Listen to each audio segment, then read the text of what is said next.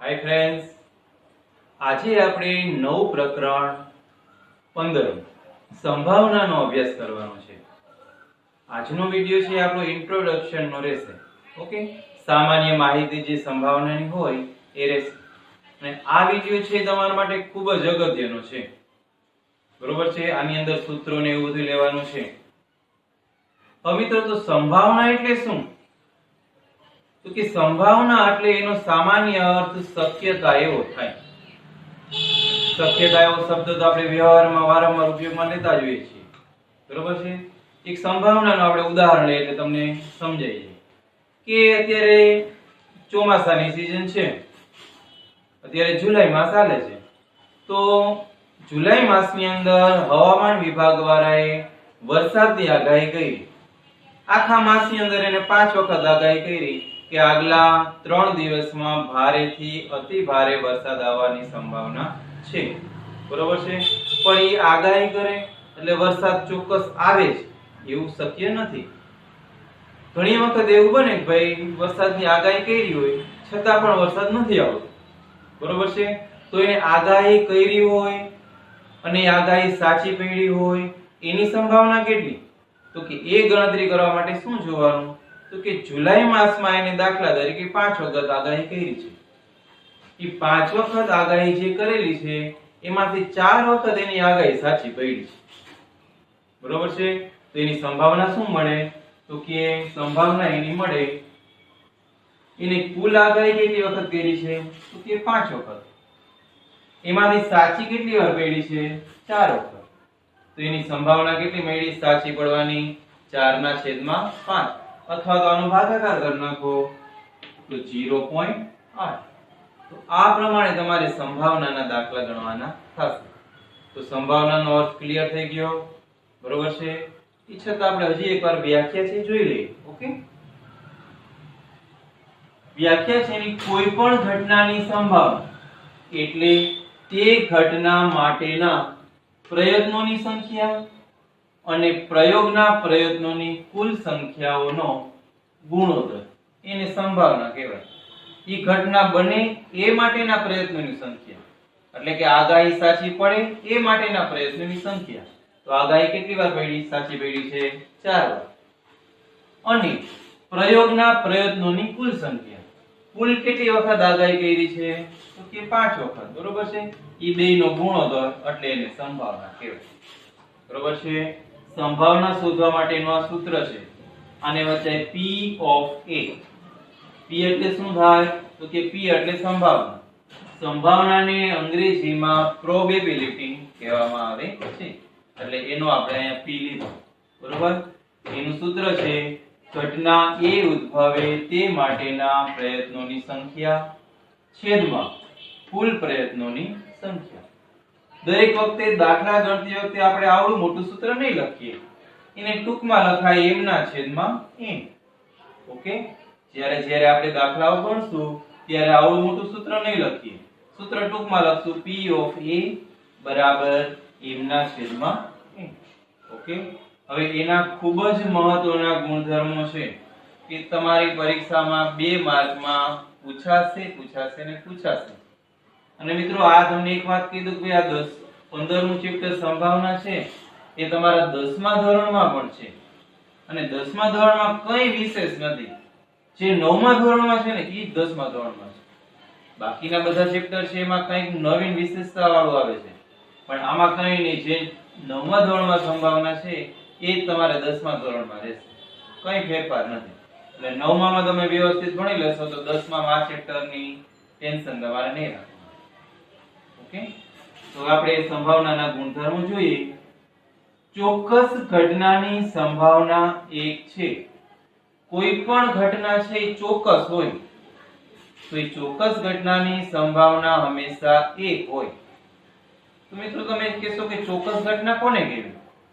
તો ચોક્કસ ઘટના એટલે ઈ બને અને બને જ. ઈ ન બનવાની કોઈ શક્યતા જ ન હોય. એને ચોક્કસ ઘટના કહેવાય. દાખલા તરીકે સૂર્યનું પૂર્વ દિશામાંથી ઉગવું, એને ચોક્કસ ઘટના કહેવાય.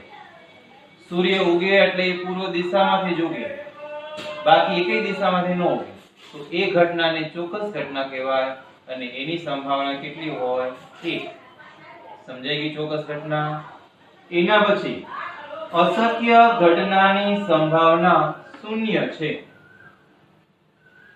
જે ઘટના અશક્ય છે ક્યારેય બની જ ન શકે એની સંભાવના હંમેશા કેટલી હોય? 0 હોય. સમજાણું? જે ઘટના ક્યારેય બની જ ન શકે, અશક્ય હોય, તો એની સંભાવના હંમેશા કેટલી મળે? 0 મળે. દાખલા તરીકે સૂર્યનું પશ્ચિમ દિશામાંથી ઉગવું. કોઈ દિવસ સૂર્ય છે પશ્ચિમ દિશામાંથી ઉગે જ નહીં. તો એ ઘટના છે એ અશક્ય ઘટના છે, માટે એની સંભાવના 0. બીજું એક ઉદાહરણ લઈએ કે બાવળના ઝાડમાં આંબો ઉગવાની શક્યતા. બાવળના ઝાડમાં કોઈ દી આંબો ઉગે ન ઉગે, એ અશક્ય ઘટના છે, તો એની સંભાવના કેટલી મળે? 0. આ ખાસ ધ્યાનમાં રાખવાનું છે. તો મિત્રો બાકીની જે ઘટના છે કે જે ચોક્કસ ઘટના નથી, અશક્ય ઘટના નથી, એવી ઘટનાની સંભાવના હંમેશા 0 અને 1 ની વચ્ચે હોય. બરોબર છે? અહીં લખેલું છે ત્રીજો ગુણધર્મ, બાકીની બધી ઘટનાની સંભાવના 0 less than equal to p of a less than equal to 1. એટલે કે આનો અર્થ એ થાય કે ઘટના a બનવાની સંભાવના કાં તો 0 હોય, કાં તો 0 કરતા મોટી હોય, કાં તો 1 હોય, કાં તો 1 કરતા નાની હોય. ઓકે? ચોથો ગુણધર્મ, કોઈ પણ ઘટનાની સંભાવના ઋણ ના હોઈ શકે. કોઈ પણ ઘટનાની સંભાવના છે ક્યારે ઋણમાં ન હોય. બરોબર છે? હંમેશા એ ધન પૂર્ણાંક સંખ્યા જોઈએ. ધન પૂર્ણાંક હોય અથવા ધન દશાંશ અપૂર્ણાંક હોય, ધન અપૂર્ણાંક હોય, પણ ક્યારે ઋણ પૂર્ણાંક હોઈ શકે નહીં. ઓકે? આટલું ક્લિયર? હવે આગળની થોડા ગુણધર્મો વિશે જોશું. તો હવે એના પછીની નેક્સ્ટ વ્યાખ્યા પૂરક ઘટના. પૂરક ઘટના એટલે શું? તો કે ઘટના એક ઉદ્ભવતી નથી ને ઘટના એની પૂરક ઘટના કહે છે. એની પૂરક ઘટનાને a' અથવા a12 વડે દર્શાવાય છે. પૂરક ઘટનાની સંભાવનાનો સરવાળો 1 થાય છે. તો મિત્રો પૂરક ઘટના એટલે શું? તો કે એક ઘટના બને એટલે બીજી ઘટના ન જ બને, એવી ઘટનાને કહેવાય છે પૂરક ઘટના. દાખલા તરીકે તમારી પરીક્ષાનું રિઝલ્ટ, તમે પાસ થાવ તો પછી નાપાસ તો નો જ કહેવો ને. તો નાપાસ ન થાવ એ ઘટનાને પાસ થવાની પૂરક ઘટના કહેવામાં આવે છે. બીજું આપણે ઉદાહરણ લઈએ કે તમે રૂપિયાનો સિક્કો ઉછાળો છો. તો એ રૂપિયાનો સિક્કો ઉછાળો એમાં બે સંભાવના છે, કાં કાટ પડે ને કાં તો છાપ પડે. જો કાટ પડે તો છાપ છે ક્યારે પડવાની નથી. બે હારે કોઈ દિવસ પડે ન પડે. તો કાટ પડવાની સંભાવના છે એને છાપ પડવાની સંભાવનાની પૂરક ઘટના કહેવામાં આવે છે. અને કોઈ પણ બે ઘટના, એક ઘટના અને એક એની પૂરક ઘટના, એ બેયનો સરવાળો હંમેશા 1 મળે છે. આપણે એક એનું ઉદાહરણ લઈએ કે ભાઈ રૂપિયાનો એક સિક્કો ઉછાળતા તેમાં કાટ પડવાની સંભાવના 0.52 છે. તો છાપ પડવાની સંભાવના શોધો. તો મિત્રો છાપ પડવાની સંભાવના અને કાટ પડવાની સંભાવના એ બે એકબીજાને પૂરક છે, તો એ બેનો સરવાળો કેટલો થાય? 1. આપણે કેની સંભાવના કીધી હતી? એક સિક્કો ઉછાળીએ છીએ તો કાટ પડવાની સંભાવના કીધું 0.52 વત્તા કાટ ન પડે એટલે કે છાપ મળે એની સંભાવના કેટલી? તો ઈ છે એને કહેવાય એની પૂરક ઘટના. ઈ થશે p of a dash, E p of a dash ના a dash બરાબર 1. હવે આ 0.52 ને આ બાજુ પક્ષાંતર કરી નાખો તમે, એટલે 0.52 શું થઈ જશે? 1 માંથી 12. બરોબર છે? તો p of a dash બરાબર 1 માંથી 0.52 બાદ કરો તો 0.48 વધે. બરોબર છે? તો છાપ મળવાની સંભાવના કેટલી મળી? 0.48. તો આ બંને ઘટનાઓ એકબીજાની પૂરક ઘટનાઓ કહેવામાં આવે છે. પૂરક ઘટના સમજાઈ ગઈ. પૂરક ઘટનાના દાખલા હશે તમારે, ખાલી જગ્યા હશે, હેતુલક્ષીમાં ઘણું બધું પૂછશે તમને, ખરા ખોટામાં પૂછી શકે. ઓકે. એના પછી તમારો મનગમતો વિષય રમવાના પત્તા. રમો છો ને બધા? રમવાના પત્તા વિશે તો બધાને જ્ઞાન હશે જ, તો પણ આપણે બધાને જેને ખબર નથી એને જણાવી દઈએ. ઓકે. તો મિત્રો રમવાના ગંજીફાના કુલ 52 પત્તા હોય છે. એમાં જોકરનો સમાવેશ થતો નથી. આમાં જોકરની ગણતરી 52 માં થતી નથી. તો એ 52 પત્તા ક્યાં ક્યાં હોય છે? તો કે જેમાં 13 પત્તા છે લાલના હોય, જેની સંકેત છે આવો હોય, દિલ જેવો આકાર હોય. 13 પત્તા છે ફૂલીના હોય, ફૂલીનો સંકેત છે આવો હોય. 13 પત્તા છે કાળીના હોય, એની નિશાની આવી હોય, સંકેત એનો આવો હોય. અને 13 પત્તા છે ચોકટના હોય, ચોકટની નિશાની છે એ આવી હોય. ઓકે. તો આ પ્રમાણે 13 13 13 એ 4 પ્રકારના પત્તા હોય. 13 ચોકુ 52 કુલ પત્તા થાય. ઓકે. હવે મિત્રો 13 13 પત્તા છે આમાં, એ 13 પત્તામાં 3 પત્તા છે ને ચિત્રવાળા હોય. લાલના 3 પત્તા, ફૂલીના 3 પત્તા, કાળીના 3 પત્તા અને ચોકટના 3 પત્તા. એટલે કુલ 12 પત્તા છે ને એ 52 પત્તામાંથી ચિત્રવાળા હોય. ક્યાં હોય? ગલો છે એ ચિત્રવાળો હોય, રાણી છે એ ચિત્રવાળો હોય, રાજા છે એ ચિત્રવાળા હોય. બરોબર છે? તો 52 પત્તામાંથી કુલ 12 પત્તા છે એ ચિત્રવાળા મળે. બાકીના 40 પત્તા જે છે એ ચિત્ર સિવાયના હોય. અથવા તો તમારા પ્રશ્નમાં આવો શબ્દ આપણે મુખ મુદ્રા એટલે કે મોઢાવાળા. 52 પત્તામાંથી 12 પત્તા છે મુખ મુદ્રાવાળા અથવા ચિત્રવાળા હોય, અને બાકીના 40 પત્તા છે એ ચિત્ર સિવાયના હોય અથવા મુખ મુદ્રા સિવાયના હોય છે. ઓકે. આ 52 પત્તામાં સમજાઈ ગયું. આપણે એક ઉદાહરણ લઈએ. દાખલા તરીકે એમ તમને કે ભાઈ 52 પત્તાની જોડમાંથી એક પત્તું પસંદ કરતા તે પત્તું કાળીનો એકો હોય એની સંભાવના કેટલી? તો મિત્રો કુલ પત્તા કેટલા છે? કુલ પત્તા 52 છે. એટલે પત્તાનો પ્રશ્ન આવે એટલે છેદમાં તમારે 52 છે મૂકી જ દેવાય. બરોબર છે? અંશમાં કેટલા લખવાના? તો કે 52 પત્તામાંથી એકા કેટલા હોય? આપણે ક્યાં એકા કીધા હતા? કાળીના એકા કીધા હતા ને. 52 પત્તામાંથી કાળીના એકા કેટલા હોય? કે કાળીનો એકો તો એક જ હોય. બરોબર છે? ખાલી એકા કીધું હોય ને તો 4 આવે, પણ કાળીનો એકો છે 52 પત્તામાંથી એક જ હોય. તો 52 પત્તાની જોડમાંથી કાળીનો એકો હોવાની સંભાવના કેટલી? 1/52. પણ એમ કે 52 પત્તાની જોડમાંથી એકા હોવાની સંભાવના કેટલી? તો આવે 4/52. એના છેદ ઉડી જાય એટલે 1/13. પણ એમ કે ભાઈ 52 પત્તાની જોડમાંથી મુખ મુદ્રા વાળા પત્તા હોવાની સંભાવના કેટલી? તો મુખ મુદ્રા વાળા કેટલા છે? 12/52. છેદ ઉડી જાય, 4 છેદ ઉડે, 4 તેરી 12 અને 13 ચોકુ 52. 3/13. ઓકે. સમજાઈ ગયું? પત્તાનો પ્રશ્ન આવે એટલે છેદમાં તમારે 52 મૂકવાનું. અંશમાં શું આવે એ તમારે ગોતવાનું. આટલું પાકું કરી લ્યો એટલે અંશમાં શું મૂકવાનું એ તમને ખ્યાલ પડી જાય. ઓકે. તો પણ આપણે આગળ ઉદાહરણ આવશે, ખાલી જગ્યાએ એવું સમજશું ત્યારે વિશેષ સમજ પડશે. ઓકે. હવે આપણે આગળ થિયરી ભણીએ. તો મિત્રો આપણે એક પાસો ઉછાળતા કયા પરિણામો મળે? સોરી, એક સિક્કો ઉછાળતા કયા પરિણામો મળે? એ તો હમણાં ચર્ચા કરી કે બે જ પરિણામ મળે. એક સિક્કો ઉછાળીને કાં તો કાટ પડે અને કાં તો છાપ પડે. બરોબર છે? પણ એક સાથે બે સિક્કા ઉછાળવામાં આવે તો કયા પરિણામો મળે અને કેટલા પરિણામો મળે એ આપણે જોવાનું છે. કે બે સિક્કા સાથે ઉછાળતા મળતા પરિણામો. તો મિત્રો એના માટેનું સૂત્ર છે. શું છે સૂત્ર? 2 ની n ઘાત. અહીંયા 2 શું કામે? તો કે સિક્કાને બે બાજુ હોય એટલા માટે અહીંયા 2. પાસાનો પ્રશ્ન હોય તો અહીંયા 6 આવશે. બરોબર? 2 ની n ઘાત. ઓકે, તો 2 ની n ઘાત 2 ના 2 n એટલે કેટલા? તો કે કેટલા સિક્કા ઉછાળીએ છીએ? 2.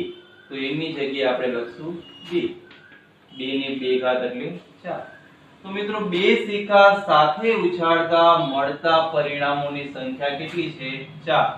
તો એ કયા કયા ચાર પરિણામો છે? એની સંભાવનાના દાખલા આવશે. એટલે આ ચાર પરિણામો તમને ક્યાં મળે છે એ આપણે શોધવાનું છે. જોઈએ કયા ચાર પરિણામો. હવે કાં તો બે સિક્કામાં છાપ પડે છે, કાં તો બે સિક્કામાં છાપ પડે. હાલો છાપ નથી પડતી તો શું પડે? તો કે બે સિક્કામાં ભાઈ કાટ પડે છે. છાપ એટલે એ છે, છાપને ઇંગ્લિશમાં હેડ કહેવાય, કાટને ટેલ કહેવાય. એટલે એના સંકેત છે. બરોબર છે? બે ઘટના મળી ગઈ. અથવા તો એમ પણ થઈ શકે કે ભાઈ પહેલા સિક્કામાં છાપ પડી, બીજામાં કાટ પડે છે. અથવા તો એમ નથી થતું, પહેલામાં કાટ પડે છે અને બીજામાં છાપ પડે છે. બરોબર છે? તો આ કેટલા પરિણામ થયા? 4 પરિણામ મળ્યા. તો આ પ્રમાણે બે સિક્કા સાથે ઉછાળો તો 4 પરિણામ અલગ અલગ આ પ્રમાણે મળે. પણ બે સિક્કાના બદલે 3 સિક્કા સાથે ઉછાળો છો તો કેટલા પરિણામ મળે? તો કે સૂત્ર તો આપણી પાસે છે જ. સૂત્ર આપણી પાસે છે 2 ની n ઘાત 2 ના 2 n એટલે કેટલા મૂકવાના? 3. 2 ની 3 ઘાત એટલે કેટલા થાય? 8. ઓકે, હવે 8 પરિણામો કયા કયા હોય એ આપણે જોવાનું છે. તો આપણે અહીં જોઈએ 8 પરિણામો. જો એકદમ સરળ છે પરિણામો મેળવવા. પરિણામો તમારે મેળવવા તો પડશે જ, તો જ દાખલો તમારો થશે. 3 સિક્કામાં ભાઈ છાપ પડે છે, અથવા એમ નથી બનતું તો ત્રણેય સિક્કામાં છાપ કાટ પડે છે. બરોબર છે? ત્રણેય જગ્યાએ ટી ટી ટી. પહેલા સિક્કામાં છાપ પડી, બીજામાં છાપ પડી, ત્રીજામાં કાટ પડે છે. અથવા તો પહેલામાં કાટ પડે છે, બીજામાં કાટ પડે છે, ત્રીજામાં છાપ પડે છે. અથવા તો પહેલામાં છાપ પડી અને બાકીના બેમાં કાટ. અથવા તો પહેલામાં કાટ પડી, બાકી બેમાં છાપ પડી. 3 ને 3 6 ઘટના થઈ. હવે બાકીની બે ઘટના કઈ મળશે? તો કે આ બે એક છે ને એ આજુબાજુમાં રાખવાના. વચમાં ટી. પહેલામાં છાપ, બીજામાં કાટ, ત્રીજામાં છાપ. અથવા તો પહેલામાં કાટ, બીજામાં છાપ, ત્રીજામાં કાટ. આ 8 પરિણામ તમને આવડતા હોવા જોઈએ. આમાંથી સંભાવના પૂછાય કે 3 સિક્કા સાથે ઉછાળતા બે સિક્કામાં કાટ અને એક સિક્કામાં છાપ મળે એની સંભાવના શોધો. તો આમાંથી ગોતવાનું બે સિક્કામાં કાટ અને એકમાં છાપ એવા કેટલી ઘટના છે? એકા. કેટલી ઘટના થઈ? 1 ને 1 2 ને 1 3 ઘટના થઈ. બેમાં કાટ અને એકમાં છાપ મળે એ 8 માંથી 3 ઘટનાઓ બને છે. તો એની સંભાવના આવે 3/8. બરોબર છે? એ પ્રમાણે સંભાવના આવશે. પછી આગળ એક પાસો ઉછાળતા મળતા પરિણામો. પાસો તો બધાએ જોઈ હશે. સાપસીડી રમો છો ને બધા? લૂડો અને સાપસીડી ને. તો એમાં પાસાની બાજુઓ કેટલી હોય? 6 હોય. એ 6 બાજુમાં અલગ અલગ અંક છે અંકિત થયેલા હોય. એ અંક 6 અંકિયા હોય તો 1 થી 6 1 2 3 4 5 6. ઓકે, હવે એક પાસો નથી ઉછાળ. એક પાસાના પરિણામો તો આપણે મળી ગયા 1 થી 6 હોય. પણ એક સાથે તમે બે પાસા ઉછાળો છો તો એના પરિણામો કેટલા મળશે? તો એનું સૂત્ર શું આવશે? અહીંયા આપણે 2 લખ્યા એની જગ્યાએ શું લખવાના? 6. 6 ની n ઘાત. ટૂંકમાં જેટલી બાજુ હોય ને એટલા આપણે આધાર તરીકે લખવાના. 6 ની n ઘાત 6 ની 2 ઘાત બરાબર કેટલા થાય? 36. કુલ કેટલા પરિણામો મળ્યા? 36. હવે આ 36 પરિણામ મેળવતા પણ તમને આવડવું જોઈએ. હું લખી રાખું. બરોબર છે? પછી સમજાવી દઈએ. તો મિત્રો એ 36 પરિણામો કઈ રીતના મેળવશો? જો આ શીખવાનું તમારે. સૌથી પહેલા તમારે 1 1 1 એમ 6 વાર લખવાનું. એ પ્રમાણે 1 થી 6 સંખ્યા આમ લખી નાખવાની. 1 2 3 4 5 6. બરોબર? એના સમય મેં ઉપર લખેલી છે. સમજાઈ ગયું? પછી શું લખવાનું? તો કે 1 ની બાજુમાં 1 થી 6 લખી નાખવાનું 2 3 4 5 6 ઓકે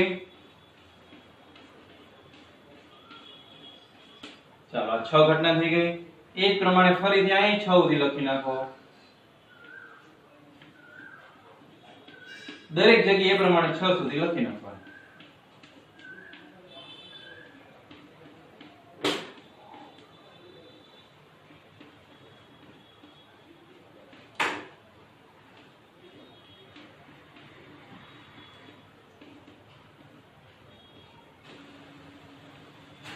ઓકે આ પ્રમાણે તમને કુલ 36 ઘટના મળશે આ 6 થઈ ગઈ 6 * 6 12 6 તેરી 18 અહીંયા 6 ચોક 24 6 પચા 30 અને 6 36 ઘટના 36 થી 36 મેળવવી એકદમ સહેલી છે પણ આ પ્રમાણે ટ્રીક કરવાની પેલા 6 વખત 1 1 પછી 6 વાર 2 6 વાર 3 6 વાર 4 6 વાર 5 પછી 6 વાર 6 પછી અહીં શરૂઆતથી 1 2 3 4 5 6 6 લખવાનું એમ દરેક જગ્યાએ 6 સુધી લખવાનું એટલે તમને કુલ 36 ઘટનાઓ મળશે અને આમાં સંભાવના કઈ રીતના મળે તો એમ કે ભાઈ બે પાસા સાથે ઉછાળતા તે પાસા પરના અંકોનો સરવાળો 7 મળે એની સંભાવના શોધો તો 7 શેનો મળે એ આપણે અહીં જોવા નાના ઉપરથી આપણે ગોતવાનું રહેશે મેં અત્યારે 36 ઘટના નથી લખી પણ તમારે લખવાની પાકી બુકમાં ઓકે તો મિત્રો અહીંયા આપણો આ થિયરીનો લેક્ચર છે પૂરો થાય છે કાલથી આપણે સ્વાધ્યાય 15 ના દાખલાઓની ગણતરી કરીશું ઓકે થેન્ક યુ